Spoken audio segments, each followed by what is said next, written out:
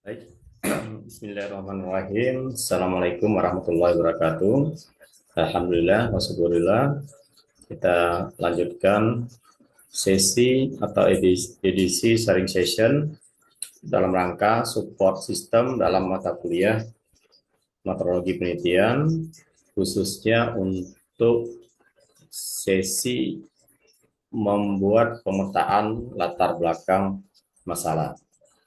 Sebelumnya kita sudah melakukan proses pengumpulan artikel relevan sehingga mendapatkan suatu ide yang relevan dengan masing-masing prodi.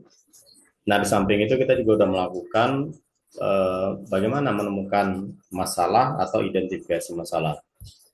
Nah, kalau hal ini sudah clear, sudah sudah pas, maka kita bisa membingkai atau melakukan pemetaan klaster-klaster apa saja sih yang harus kita siapkan alurnya dalam suatu latar belakang masalah. Sebelumnya saya sering katakan bahwa inti dari proposal itu sesungguhnya adalah bagaimana membangun suatu latar belakang masalah ini berdasarkan adanya masalah atau identifikasi masalah. Nah, sebagai contoh, kita akan coba tindak lanjuti hasil tugas pemetaan atau pembuatan identifikasi masalah. Oke, yang pertama yang perlu kita pahami, bagaimana kita membuat suatu pemikiran atau pola dalam latar belakang masalah. Secara teori, ada dua pendekatan atau metode yang kita lakukan. Yaitu ada deduktif, jadi cara membingkainya menggunakan pendekatan atau metode deduktif. Deduktif adalah dari umum ke khusus, ya. Ini adalah kita bicara hal yang umum ke khusus, atau istilahnya adalah piramida terbalik. Itu deduktif. Sedangkan kalau kita menggunakan cara induktif, cara berpikir induktif, maka itu adalah sebaliknya. Itu adalah dari khusus ke umum. Biasanya dalam riset-riset kualitatif, riset-riset studi kasus, ya. Dia mulai dari kasus-kasus secara spesifik dulu. Baru dia melebarkan pembahasan itu ke hal yang umum, hal-hal yang sifatnya lebih umum, kan. Tapi saya akan menjelaskan hanya khusus cara berpikirnya adalah deduktif, kan. Jadi kalau deduktif adalah dari hal yang umum ke khusus. Nah, langkah pertama yang perlu kita pahami dalam membuat latar belakang masalah, kita perlu melakukan suatu pemetaan, ya, atau pengelompokan. Sehingga alur berpikir dari umum ke khusus itu relevan. Artinya ini sebagai pedoman kita dalam menyusun kalimat, paragraf, sehingga dia inline. Kan? Inline itu artinya ada benang merahnya dari umum ke khusus. Nanti kita lihat contohnya. Yang pertama hal yang perlu kita bicarakan, baik secara kuantitatif atau kualitatif, kita harus bicara gambaran umum. Gambaran umum, substansi atau fokus penelitian. Ini bisa fokus, bisa substansi, bisa sektor objeknya, kan? Sektor objeknya. Jadi kita kondisional aja, kita lebih relevan membicarakan yang sifatnya umum, bisa dari gambaran umumnya, fokus substansi, dan sektor objeknya.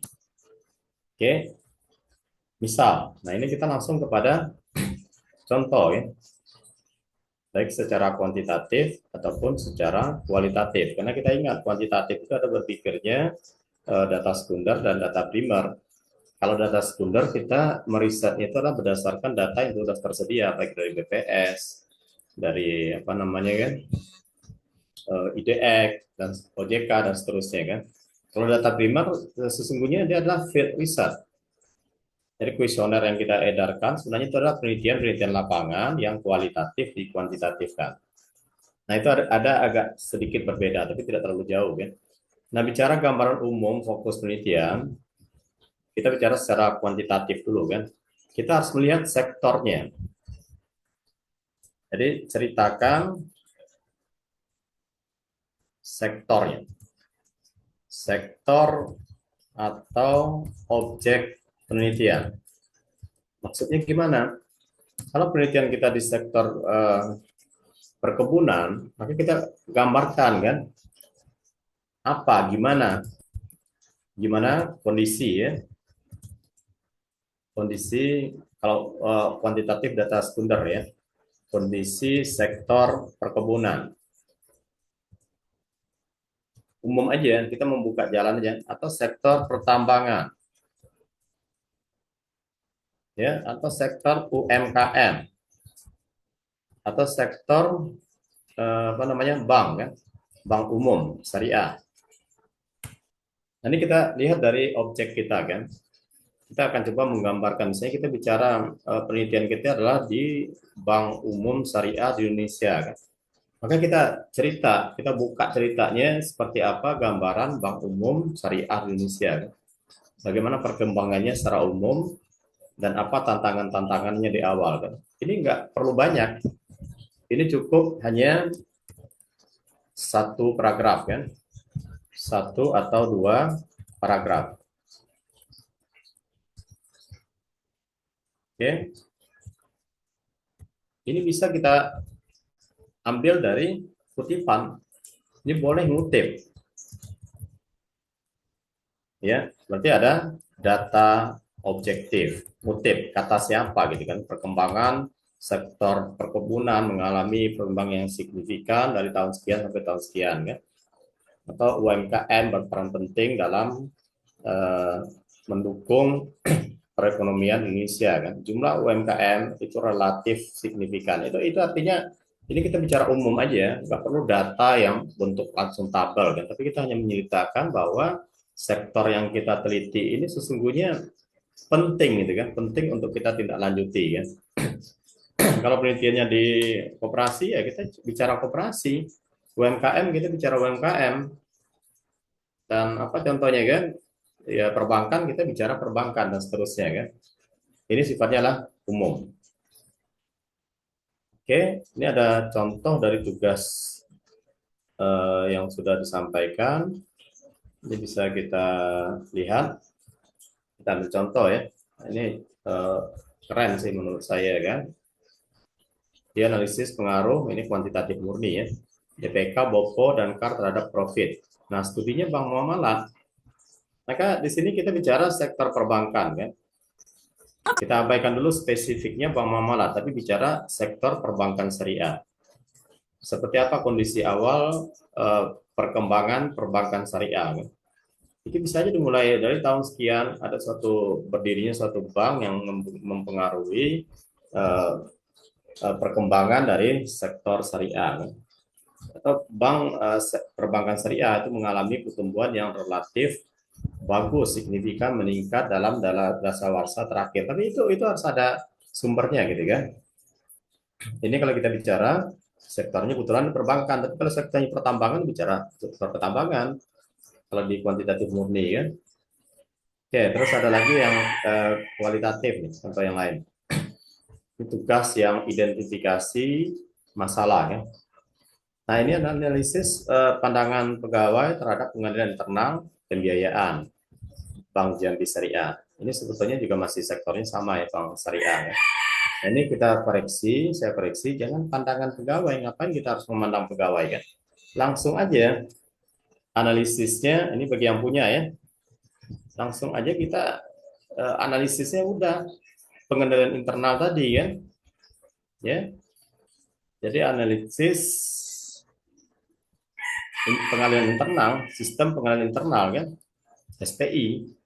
Kita mau melihat apakah SPI ini sudah menjalankan tugas pokok dan fungsinya. Jadi fokusnya adalah SPI. Ya. Jadi bagaimana tupoksi atau peran SPI dalam mengatasi NPF ini, pembiayaan bermasalah ini kan, atau macet ini kan. Maka pisau analisisnya sebetulnya adalah dari eh, tugas pokok dan fungsi SPI. Empat tugasnya, apakah dia sudah menjalankan tugasnya secara baik? Maka itu yang harus benar-benar dipahami bagi Anda yang meneliti kualitatif ini. Nah, ini sering saya tanya nih, kalau bicara kualitatif, pisau analisisnya apa? Kita masih pada tatanan, memang bisa, boleh ada penelitian-penelitian kualitatif yang pendekatannya adalah grounded teori, tidak ada teori atau teori yang dikembangkan. Tapi kita nggak usah jauh memikir seperti itu. Kita cukup penerapan suatu teori. Nah, bicara penerapan suatu teori, suatu konsep, maka dia harus ada pisau analisisnya, konsepnya. Nah, ini kesalahan umum yang banyak dilakukan oleh mahasiswa, kan? Dia nggak punya pegangan, tapi dia meneliti. Nah, itu fatal, kan? Oke, ini kebetulan sektornya sama ya, pembiayaan apa bank syariah tadi. Maka kita tetap bicara bank syariah. Oke, kita lanjut ke yang kedua, pemetaan yang kedua. Yang kedua baru kita jelaskan kan fokus utama atau substansi. Kalau fokus utama substansi sama ya. Nah, ingat kalau kita bicara eh, fokus utama dalam kuantitatif, dia beradanya di variabel Y. Oke, kita jelaskan variabel Y-nya. Tapi harus dikaitkan dengan yang di atas tadi kan. Ini kuantitatif. Jelaskan variabel Y-nya kan. Kenapa penting Y ini? Dalam mendukung yang di atas tadi, dalam mendukung perkembangan bank umum syariah, dalam mendukung UMKM, dalam mendukung apa kan. Jadi ini kita kaitkan bahwa variabel Y yang akan kita teliti ini adalah penting. Kita lihat contohnya. Kalau kuantitatif, kita menggunakan profit. Maka kita bicara profit. Kita jelaskan keterkaitan profit dengan kinerja tadi kan. Jadi jelaskan profit ya dalam mendukung kinerja tadi, mendukung kinerja perusahaan tadi kan, kinerja perusahaan ya sesuaikanlah dengan paragraf 1 gitu kan. Kalau UMKM ya UMKM, paragraf yang pertama. Oke, ini kalau kita bicaranya kuantitatif. Kalau kita bicaranya kualitatif, ya maka kita akan nanti yang berikutnya kan. Kalau di kualitatif, kita akan menjelaskan topiknya, konsep utamanya kan, utama penelitian. Tadi kita SPI, maka kita jelaskan. Ini kalau kualitatif dia lebih dikit. Tadi SPI kan, apa tupoksinya SPI, jelaskan ya hal yang terkait dengan SPI kan. Kalau SPI ya, sistem pengendalian internal. Kalau visual analisisnya strategi marketing ya jelaskan hal yang terkait dengan strategi marketing. Ini cukup ya 3 paragraf ya, 1, 2, atau 3 itu kan. Cukup 3 paragraf aja misalnya kan, nggak perlu banyak-banyak. 2 sampai 3 paragraf. Misalnya gitu ya. Itu bentar ya. Lagi apa? Ya, ini jelaskan berapa hal aja terkait dengan ya fokus ini, fokus utama penelitian. Nanti carinya dari mana? Carinya juga sama. Semuanya kita hanya membangun cara mengutip kan. Makanya itulah perlunya ada literasi, kan? Baik dalam artikel relevan ataupun dalam teori, dalam buku kan. Oke, kita lanjut dulu ya. Ini fleksibel aja nanti kan, tapi poin-poinnya di situ. Nah, berikutnya jelaskan yang lebih spesifik. Jelaskan tambahan ini kan. Fokus tambahan. Data utama atau tambahan ini bahasa saya aja, ini kan mungkin ya tidak harus seperti ini kan. Nah, di sini kalau di kualitatif dia ada di indikator juga.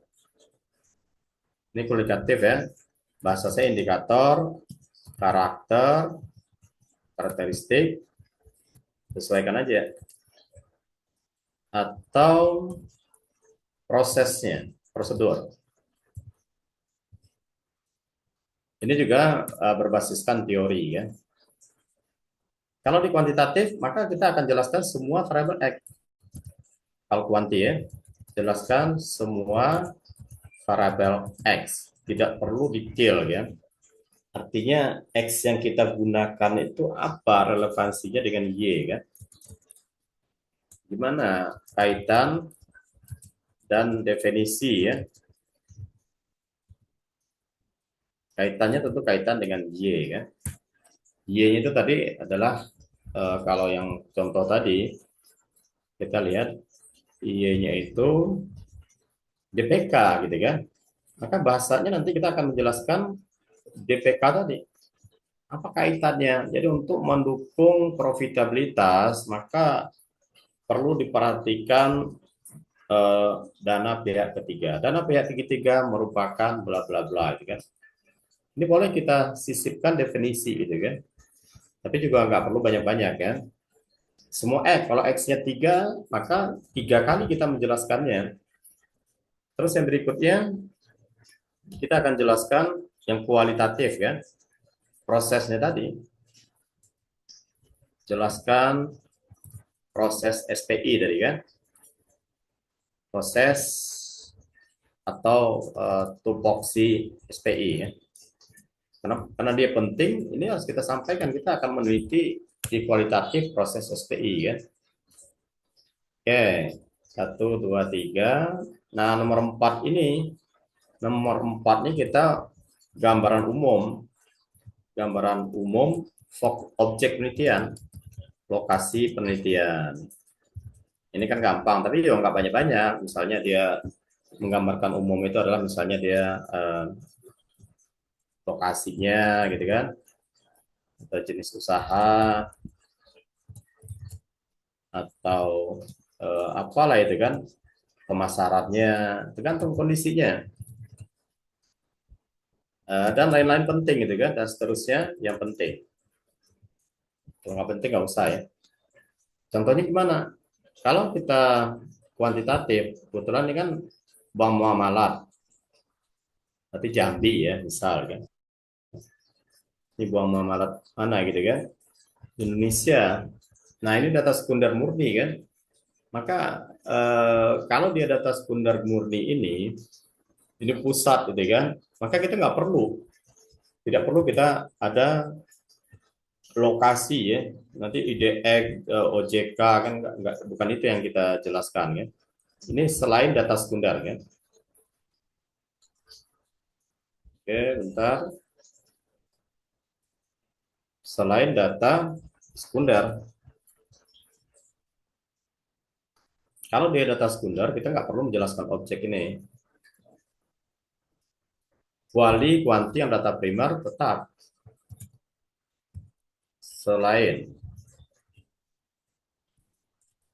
data sekunder, pasti kuanti ya.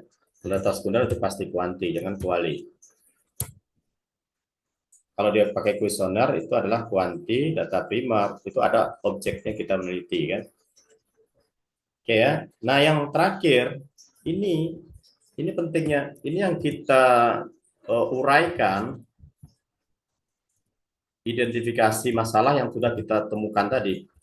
Identifikasi masalah. Artinya adalah gap-nya. Gap penelitiannya kan. Ya, gap-nya masalah, gap atau masalah di sini. Kaitannya adalah nanti yang kita identifikasi masalah kita harus cerita di sini. Nah, di sini kan kamu udah keren itu kan. Artinya kalau kuantitatif seperti yang kita jelaskan, kita jelaskan apa dengan Y, apa masalah dengan Y kan? Kan di sini udah nih. Nah, di sini kan udah keren. Ini kebetulan udah dapat datanya. Ya, ini perlu kita sampaikan. Ini kalau data primer, ini ada dua pilihan. Kalau data primer ini bisa kita langsung menjelaskan di poin-poin tadi. Saya lebih suka kalau data primer, saya pikirnya tadi data sekunder ya. Kalau data primer, kita langsung buat di sini. Di setiap penjelasan di sini, dukung dengan fenomena masalah.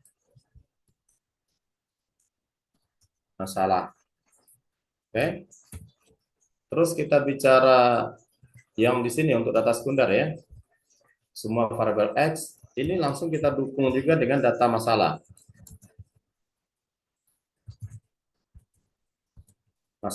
ya. Ini kalau data sekunder, artinya data yang sudah Anda identifikasikan oleh si mahasiswa tadi, ini kita tampilkan langsung pada saat kita bicara isu Y-nya. Berdasarkan data ditemukan, lihat pada tabel ini kita jelaskan maknanya di sini apa. Ini udah keren ini kan, udah dibuat ini kan, ini udah jadi latar belakang. Harusnya diidentifikasi masalah, nanti tinggal ditegaskan aja. Laba bersih mengalami fluktuasi yang cukup signifikan, peraturan tertentu meningkat, namun, nah ini harus kita simpulkan. Makanya dibuat trennya, perkembangannya, fluktuasinya seperti apa gitu kan. Nah, kebiasaan mahasiswa juga membuat selalu masalah itu fluktuasi, padahal fluktuasi tidak masalah. Tapi adalah fluktuasinya menurun, masalah. Fluktuasinya meningkat, bisa juga kita masalah, itu seperti yang kita pernah sampaikan. Kalau turun udah pasti, kalau meningkat pak gimana? Kita manipulasi, jangan. Tetap kita buat meningkat, cuma kita perbandingkan dengan sektor yang lain. Ini kan muamalat sih begini.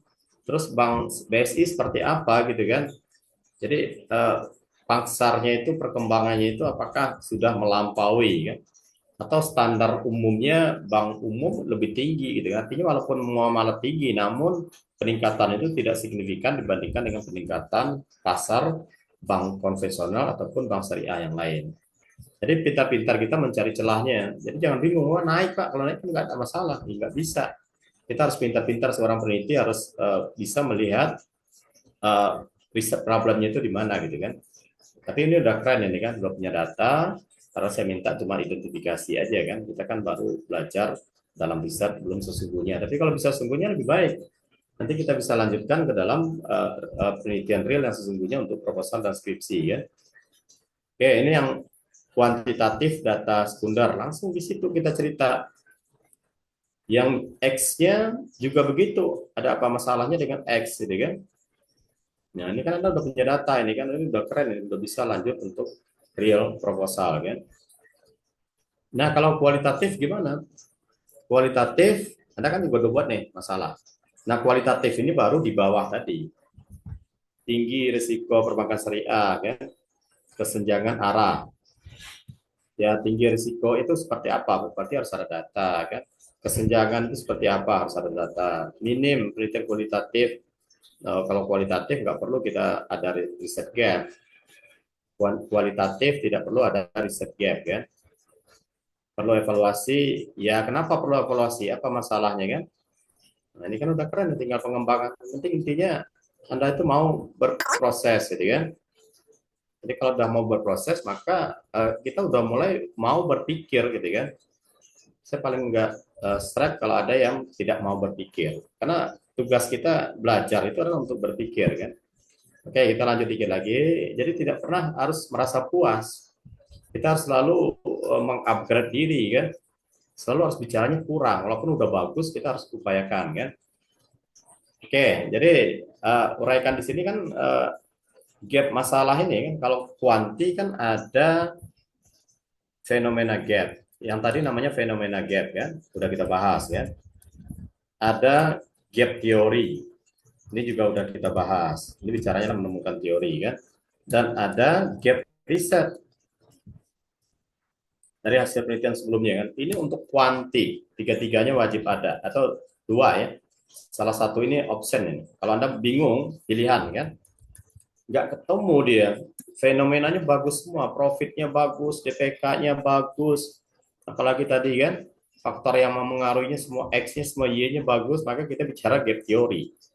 Apakah gap teori itu sudah sesuai dengannya ini bagus? Apakah ininya juga bagus gitu kan. Kalau semua bagus nanti nggak ada masalah gitu kan. Minimal ada masalah di Y, ya minimal. Tapi sebaiknya X-nya juga ada, X-nya, semua X kan.